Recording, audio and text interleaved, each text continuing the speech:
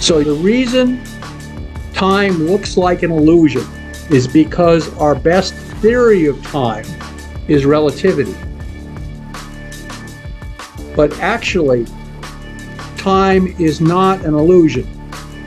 It is instead imaginary, because the best way to represent the evolution in time of entropy is to give time an imaginary character. So it's a multiple of a square root of -1.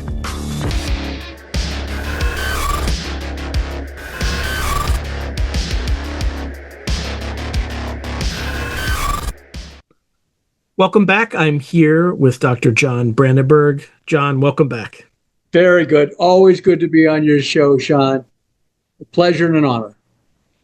All right, so time. Time. What is it? How much time do we have? I got 50 minutes now. 50 minutes. All right, 50 minutes. Okay. Or a little bit less, but yeah. A little bit less. So yes, I have been doing very fundamental research, just about as fundamental as you can imagine. Odd that number, it turns out, because of relativity, which is relativity describes the Big Bang and the evolution of the universe, the big picture. And that was done by Einstein. And in relativity, there's special relativity, which just means everything moves in straight line paths at constant speed. And then there is general relativity, which says you can have curves and black holes and gives you the Big Bang and everything like that. The special relativity gives you E equals mc squared, basically. But what also special relativity does, and this ends up in general relativity, because special relativity is a subset of general relativity, but it really determines that time and space are linked together in what's called space-time. And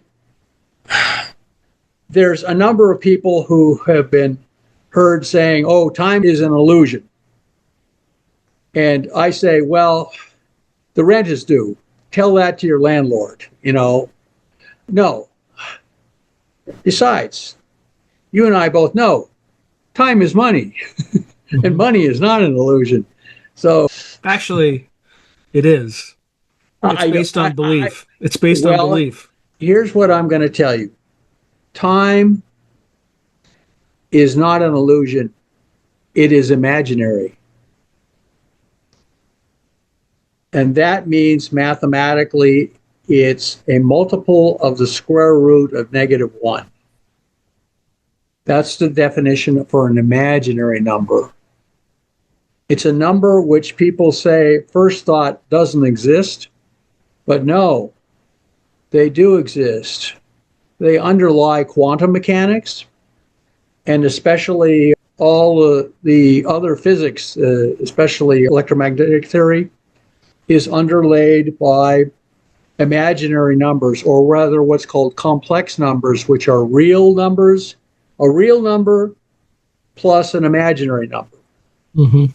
Hence, the situation is complex, Sean. It's partly real and partly imaginary. But just because in physics, if something is imaginary, it doesn't mean that it doesn't exist. It just means it's kind of in an alternate space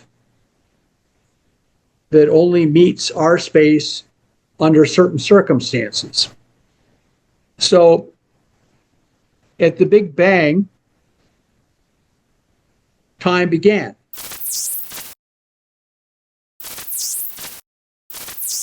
To advertise on Through a Glass Darkly, email throughaglassdarkly@gmail.com.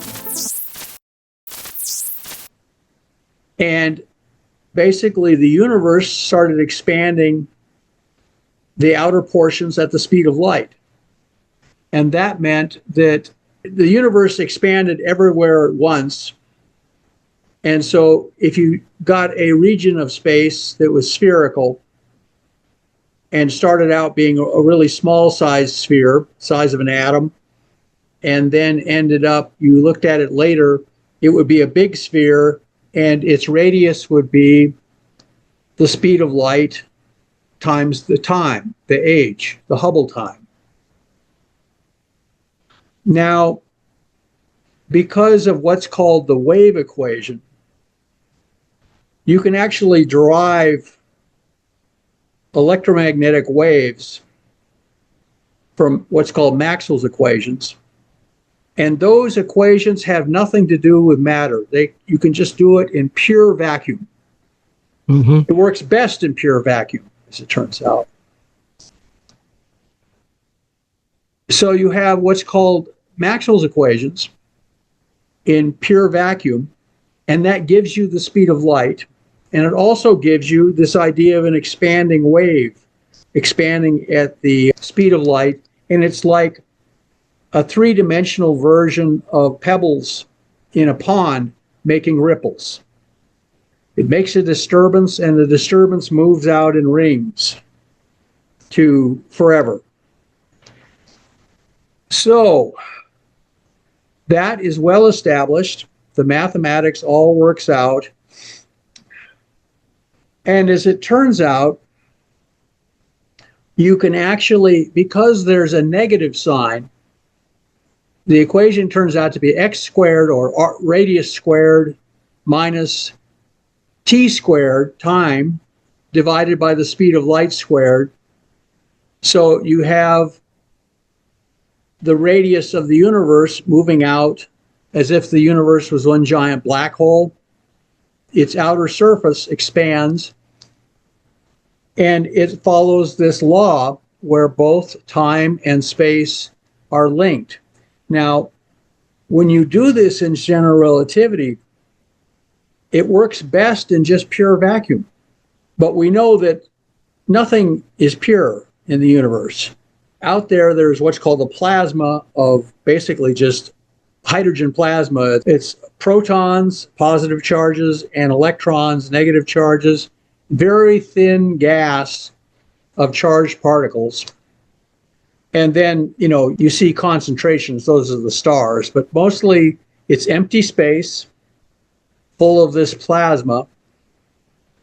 And what's interesting is that general relativity or just relativity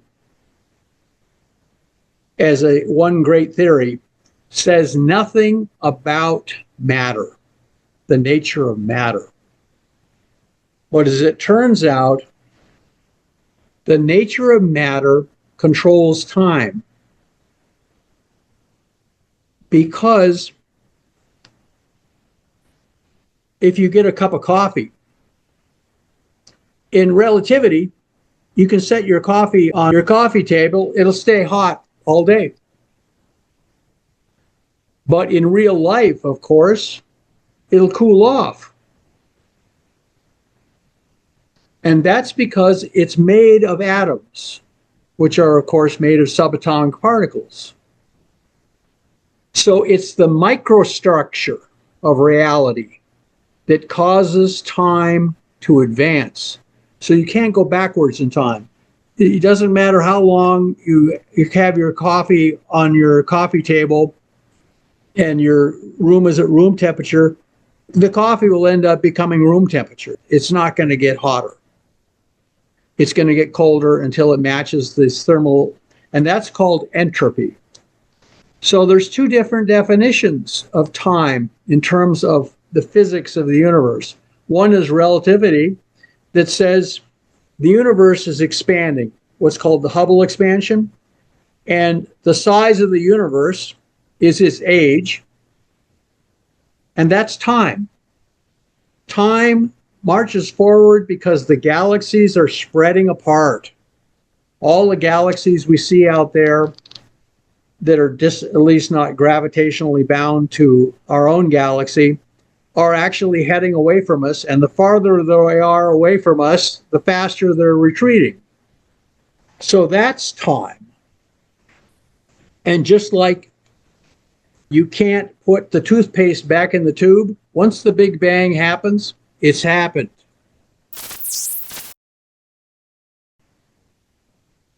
You can't undo it. And people keep saying, oh, there's signs that the universe is going to turn around and start collapsing in on itself to what's called the big crunch. There's no evidence for that. No, as near as they can tell, the universe is just going to expand forever. So that's time. So time is going to move forward forever and ever. And you can say, well, suppose I wanted to reverse time. Well, go out there and grab all the galaxies in the universe and put them back on a collision course with each other. There, that'll reverse time. You can't do it. The same way, and it's the same because the expansion of the universe actually creates what's called entropy. If you have some gas, if you have a vacuum chamber, and you have a little bottle of gas, and you unscrew the top, you're wearing a spacesuit, and you release the gas into this vacuum chamber, it goes out of the bottle and fills up the chamber to very small pressure, and you can't get it to go back into that bottle. That's because it increased entropy. When you release the gas so it expanded freely, and it's the same way the universe works.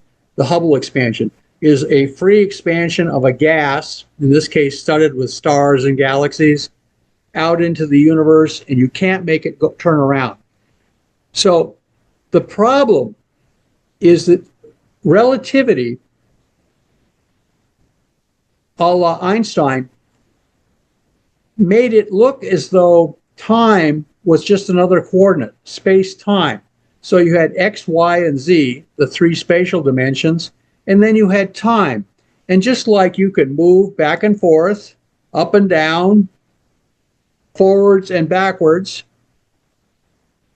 it looked like there's nothing in the equations that says you can't move in time the same way.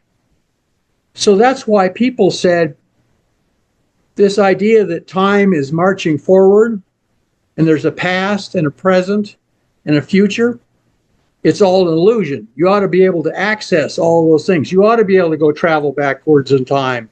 And that one exam in algebra in high school that you bombed out terribly because you were partying the night before, you ought to be able to go back and take that test again. Or my favorite thing is you ought to be able to go back and save the Archduke Ferdinand and his wife Sophie from getting shot by that nutcase in Sarajevo. He was Serbian. I worked with a guy who was Serbian, and by the time I'd worked with him for a couple of years, I realized he would have gladly run up to the limousine of the Archduke Ferdinand and emptied his gun into him, knowing it would cost 30 million lives after World War I had happened. He was just that kind of guy. And so you ought to be able, according to special relativity, or just relativity in general, black holes and things, be able to go back in time, but you can't. Time moves irresistibly forward. We're all actually time travelers. We're traveling forwards in time. So I decided that was a really peculiar thing. And Stephen Hawking got interested in this problem too. He was the guy who invented the idea that black holes could evaporate. Really smart guy. And he said, there's something in the universe that makes time go forward. In the words of Omar Khayyam, the Rubaiyat, in the great Rubaiyat, who says, the moving finger writes, and having written passes on. Nor all your cries and prayers will not bring it back to cross out half a line, and all your tears shall not wash out a word of it. What's done is done. The Rubaiyat, it's a good book. I read it. So time moves on. And according to Stephen Hawking, the reason we can't go backwards in time is because of the second law of thermodynamics, that disorder must increase in time. You can't make time go backwards any more than you can put the toothpaste back in the tube before you stomped on it. Now, in terms of entropy, how does that evolution kind of works by the opposite principle? Because you get more complex life forms over time. Why? Sean, that's a really good question. And I'm a theoretical physicist, not a biologist. Nobody understands that. Nobody, All you can say is that life basically expands into all possible niches for survival. And one of the niches is becoming smarter and smarter. That's why, and by the way, that is favored in predators, things that like to eat other things. That's why the second smartest creature on this planet is the killer whale. And he's not called the killer whale for nothing. They changed the name to orcas for Greenland. Orca comes from the Latin word orc, which means devil. So it's demon fish. That's what the Roman Navy called them. And so, yeah, all you can say is entropy says you're expanding into all possible states. It doesn't say that some of them might actually look more ordered than you started out with, but that's only a tiny amount. The rest of it is more disordered. I guess that's one way you could explain it. But what happens is what drives entropy then? And what drives entropy is that general relativity works best in vacuum without any particles. It's the particles that create entropy.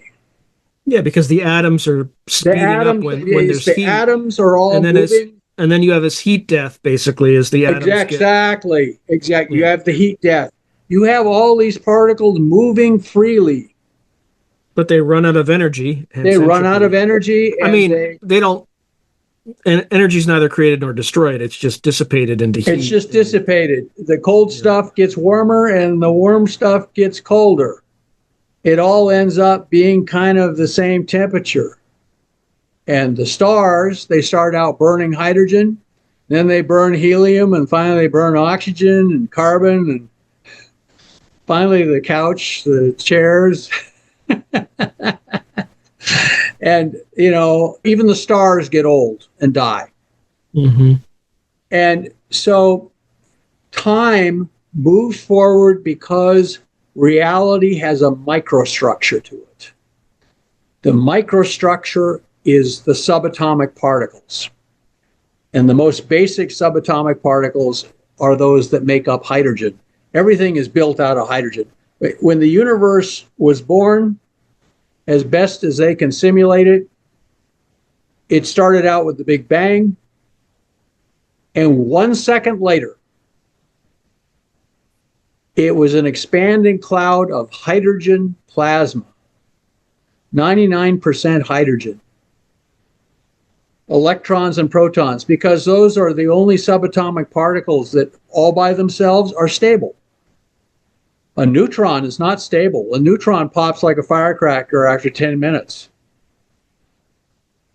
So what happened is that the universe formed out of a bunch of subatomic particles, and the subatomic particles themselves were full of energy, and they finally lost it. So their kind of ground state, their kind of bottom level was electrons and protons, making hydrogen.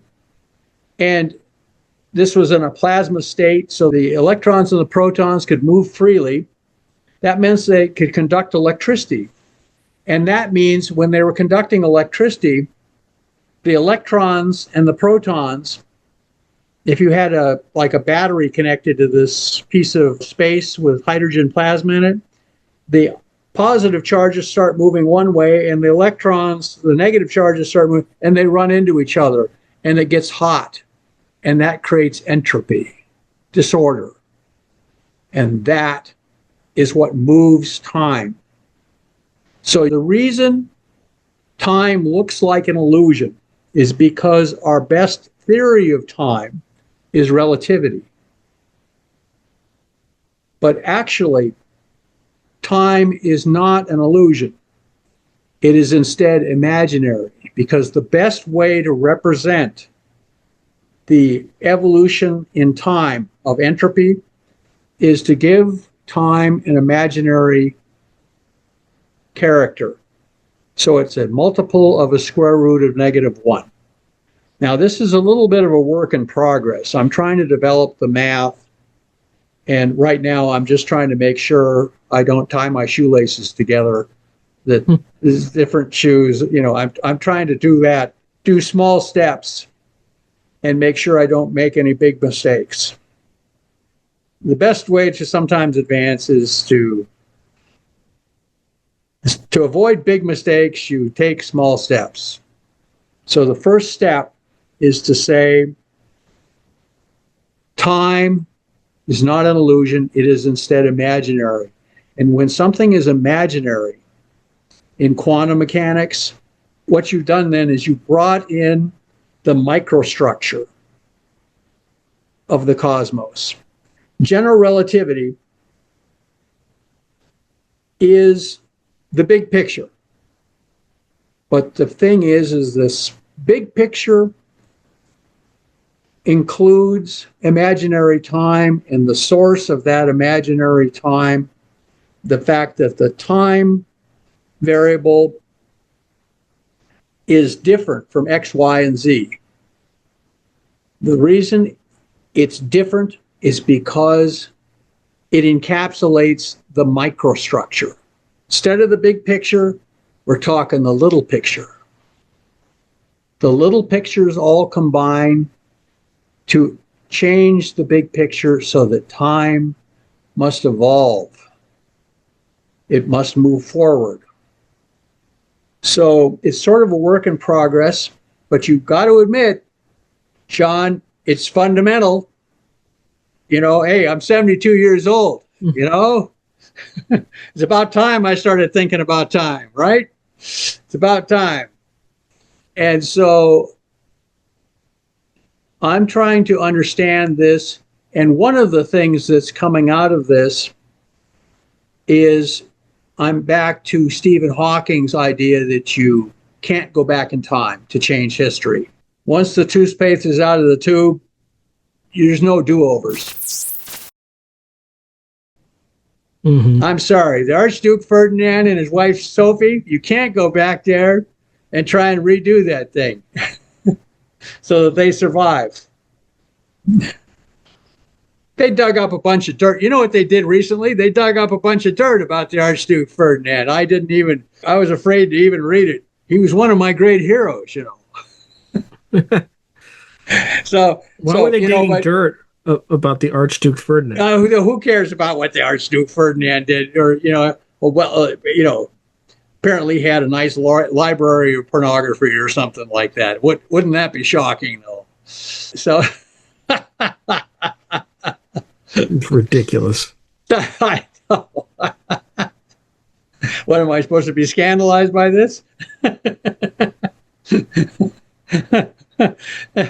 and so, oh my God, Sydney Sweeney said she. Sydney Sweeney, oh my God, she must be the Fourth Reich. I mean, like, oh my God, crazy. I say we should give Sydney Sweeney some slack. I like her blue jeans. I like her in them. I like her. Well, let's say yes. I like her with or without them. There. Yes. All right. Anyway, sorry, I didn't mean to derail. I'm sorry. No, you distracted me.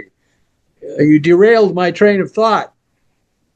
So, yeah, according to Stephen Hawking, you can't go backwards in time to save the Archduke Ferdinand and his wife Sophie.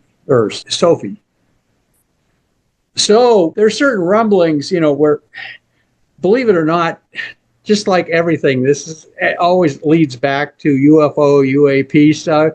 People have thrown in, to say, oh, not only are there Greys and Pleiadians and all these other zoo people, but there's time travel too. And I have a theory, by the way, of psyops. You always include, just like when you launch a rocket into space, you always have an explosive charge on it, just in case it goes out of control, you push a button and you destruct it. And so they throw these oddball ideas in there that are just not true at all. No, nobody went back and killed his grandfather and is still walking around. Stuff like that. They just throw that in there. It gives them a certain comfort factor that they have a destruct package. I'll give you an example. Bob Lazar apparently did work at Site 51. And they asked for Edward Teller about Bob Lazar at some conference. I went to Ed Teller's graduate school, I'm proud to say. I had several very pleasant conversations with him. They asked him about Bob Lazar, and he sat there for a few seconds and said, I'm sitting here not saying anything about Bob Lazar. He said, I just wanted you to notice that I'm not saying anything about it. Yes or no? Did I know him? Did I not know him? And to me, in the world I lived in, that meant, yes, he was basically endorsing him. And what they did with Bob Lazar is they hired him to work at Site 51 for like 2 weeks. Then they put a gun to his head, told him he was fired, took him off the base, let him go, knowing he would blab about it to everybody, about what he saw. And most of the stuff he didn't obviously understand most of the stuff he saw. Okay. He saw a bunch of hangars with some crashed UFOs. Some of them looked like they were captured intact, and some looked like they'd been shot up by jet fighters or something. And then they told him, this is all powered by element 115. Now, when he said it was powered by element 115, element 115 didn't exist at the time. Mm-hmm. Now they've finally made it. It's highly radioactive and it lasts 1 microsecond. I mean, things like radium, they have a radioactive half-life of 100 years or something. Moscovium, which is element 113 or 115, lasts 1 microsecond. So it disappears very quickly. There is no stable isotope for element 115 that they found. So basically, that's an example of a destruct package. You show somebody a bunch of stuff and tell them a bunch of stuff, and you tell them one really tall tale that sticks out so that later his story is discredited. So, yeah, I told you about we have crashed UFOs and bodies of aliens in pickle jars. And, and we have a secret treaty with them to allow them to kidnap Americans and do genetic hybridization experiments with them. I told you all that, right? And you say, yeah, you did. And they said, well, I'd had a bit to drink. So it was the beer talking. Just ignore everything I said. That's what they're doing. So they're basically giving you information as non-information at the same time. It won't stand up in court, Sean. I mean, try and get this guy to testify in court. He says, well, I don't know nothing about it, he says. I was just talking, just shooting the shit. So I think basically the time travel thing is one of those PSYOPs destruct packages they include in there because we know we can travel in space, but I don't know. Here's the only interesting thing is it turns out you can pass information. There's a perfectly solid theory for passing information from the future to the past. In other words, prophecy. Foreseeing events before they happen. There's actually physical theory. It was done by Wheeler and Feynman. Wheeler was the guy who designed the first working hydrogen bomb, which worked. So we have no doubt he didn't talk about it. He didn't go bragging around it much. He took a few drinks before he'd start bragging about it. He was also famous for having all this top secret data that instead of, giving it to a government courier, he was carrying it in his briefcase. And he took a train from Los Alamos, New Mexico to Chicago. And when he got to Chicago, he opened his briefcase and discovered that the highly classified papers were missing. Yes, he was scolded for this. He was scolded and told not to do that again. But Wheeler, who also invented the term black hole, he worked with Richard Feynman, who got the Nobel Prize for physics in 1962 for combining quantum mechanics and Maxwell's equations. Mm-hmm. And they found out that the future could talk to the past. That's a lot different than saying I can go back and shoot my own grandfather and then come back and be walking around. That's a lot different. Information that implies a transfer of energy, but you can transfer information with very small amounts of energy or even zero amounts of energy. So the idea that information can come from the future is one of these physics results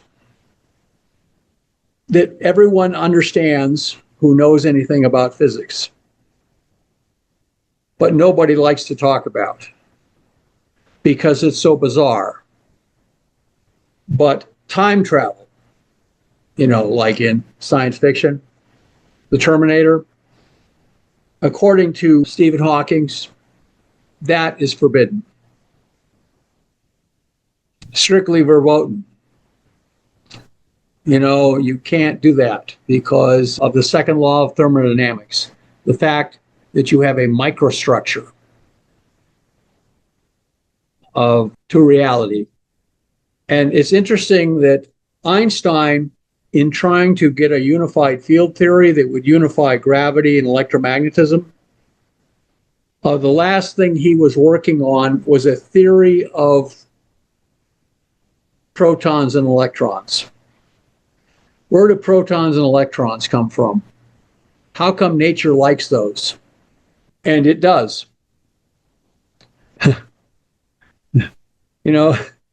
People say, nature abhorreth a vacuum. Well, why did it make so much of it then? And it filled it with hydrogen. It likes hydrogen. And most important of all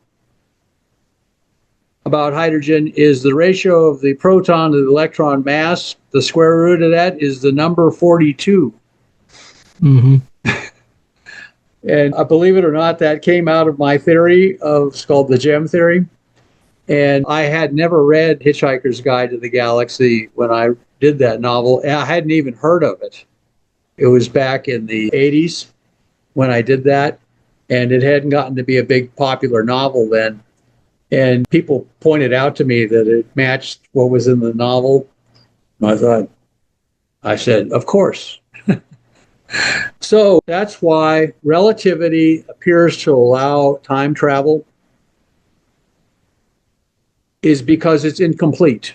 Relativity is a big picture theory, but the small picture, the microscopic picture of reality, where you've got hidden dimensions and subatomic structures to space-time, that's what makes time as we experience it, where it must go forward and entropy must increase. So, if anybody offers you a time-traveling vacation back to Venice or ancient Rome, the gladiator, they throw in free tickets for you and your family to the gladiatorial games, stay 3 days, see 3 games, including a chariot race. You know, all of that stuff. I actually was asked to give a talk on time travel for one thing, and they didn't ask me to give another talk on it because I said, make sure to get your tetanus shot before you go travel back in time. And the problem is, you'll discover then that the tetanus shot, the thing that works against tetanus in the present day, doesn't work for tetanus as you experience it back in the old days, which is a much more vicious disease. Anyway, so I'm trying to figure this out. And we're working on this movie project. The reason that I got interested in this is that we're working on a movie project having to do with the collapse of the UFO cover-up. Mm-hmm. And what happened was I'm working with this one guy, and he basically, if you're going to turn a novel into a movie, you have to simplify the plot. And he thought it'd be interesting to add time travel to this. And I said, look, we already got the UFO cover-up, and, it's collapsed, and secret treaties between the United States government and the aliens and secret alien bases and stuff like this. You can only add so many unlikely things to. So we.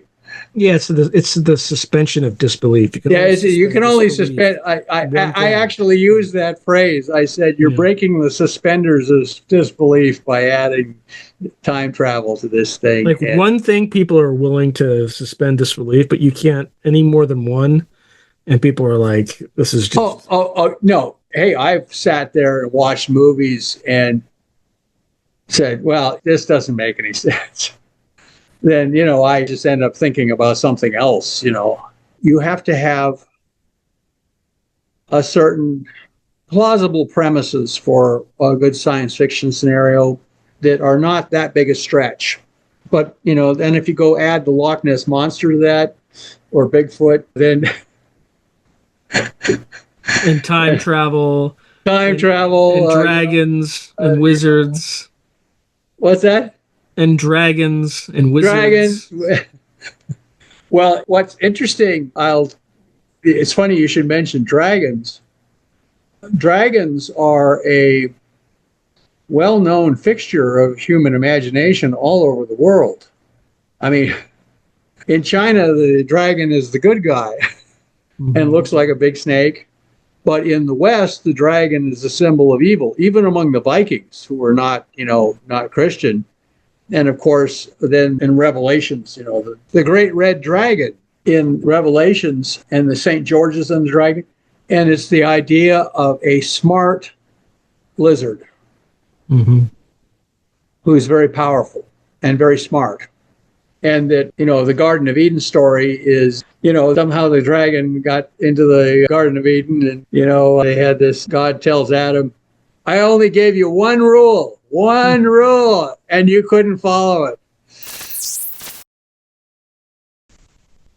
So God says, we're going to have a meeting. We got to have a meeting about this. So he calls the man, the woman, and the serpent to this meeting. He asked the man, look, I already gave you one rule. You couldn't follow it. I told you just, don't eat of the fruit of this tree. And the guy says, the woman that you gave me gave me this fruit and I ate it. So then God turns to the woman and says, all right, let's hear it. Why did you give fruit to the guy? And she says, the serpent beguiled me and talked me into eating it. And then it is recorded in the Bible that God does not even ask the serpent for his version of the story. He just says, you're going to eat dust the rest of your life. But it implies that he had a different form. And, elsewhere in the Bible, it talks about dragons. So, in fact, I did a word study. Dragon is one of these words that they can't figure out where it came from. It's like even Basque has the word dragon in it. And Basque is completely unrelated to any other European language. And so, in Japan, a dragon is Dragon, and in Africa, it's Dogon. The Dogon people are big on dragons. So the idea of intelligent reptilian creatures having some kind of interaction with the earth that did not turn out well. Didn't turn out well. That's kind of what we can get from that is, I don't know, it seems plausible. If there's something deep in human ancestral memory. Right. About dragons. Whatever it is. Whatever they were. And they were supposed to be smart, highly dangerous, and very powerful. Any final words for the audience on time? Time. I guess we run out of time. Yeah, time marches on. Time is not an illusion because time is money. And you can say money is an illusion, but not when the rent is due. So I'm working on time.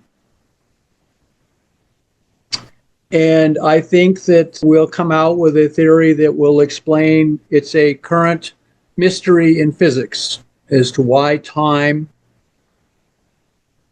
we are not free to move in time as we would be to move in space.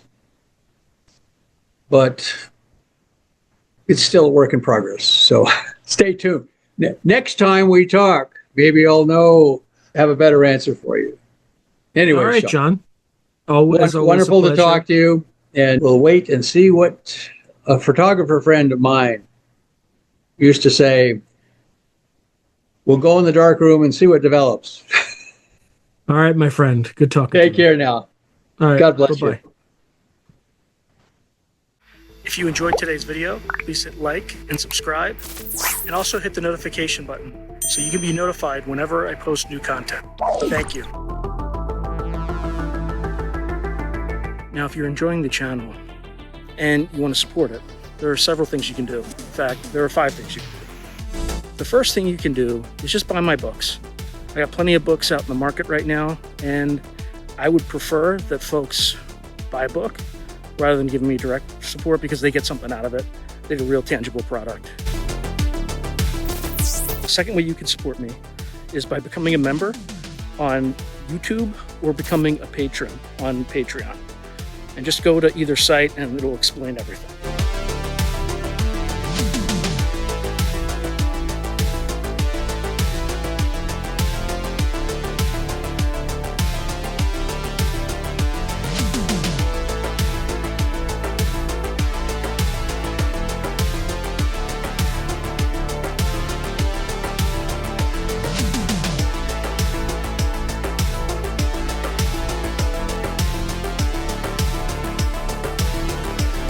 The third way you can support the channel is by checking out my merch site, which is here.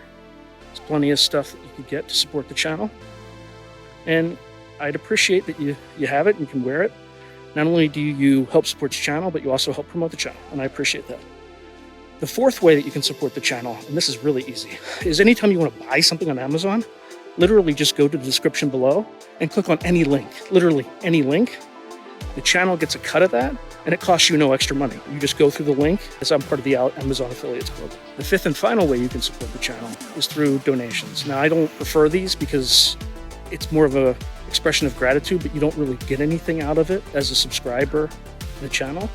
However, if you decide to do these options, there's 2 options. There's Buy Me a Coffee, which is a separate site, and there's also, you can go through YouTube with either a super chat, super sticker, or a super thanks. Again, I prefer Buy Me a Coffee because that organization takes less money than Amazon does. But either way, I appreciate any support you are willing to give the channel. So thank you very much and keep watching. I really appreciate it.